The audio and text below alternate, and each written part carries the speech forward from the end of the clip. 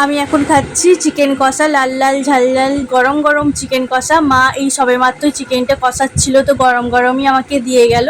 তো আমি এখন বসে বসে খাচ্ছি। শ্বশুরবাড়িতে তো নিজে রান্না করে খাই, সেই টেস্টটা একদমই ভালো লাগে না। তো বাপের বাড়ি আসলে মা প্রত্যেকবারেই চিকেনটা রান্না করে গরম গরম কষানোর সময় আমায় দিয়ে যায়।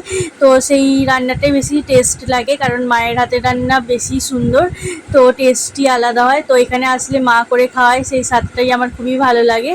তো কার কার আপনাদের মায়ের হাতের মানে রান্না ভালো লাগে, আর চিকেন কষা কার কার ভালো লাগে প্লিজ কমেন্ট করে জানাবেন। তো যাই হোক, তো মানে চিকেন কষাটা খুবই সুন্দর হয়েছে। তো যাই হোক, ভিডিওটা কেমন লাগলো প্লিজ কমেন্টে জানাবেন। আর কার কার লেগ পিস খেতে ভালো লাগে সেটাও জানাবেন। তো ভিডিওটা যদি ভালো লেগে থাকে তাহলে একটা লাইক, কমেন্ট আর সাবস্ক্রাইব করতে ভুলবেন না। আমার এই ছোট্ট চ্যানেলটির পাশে একটু থাকুন, আমাকে সাপোর্ট করুন। যাই হোক, দেখা হবে নেক্সট ভিডিওতে। টাটা।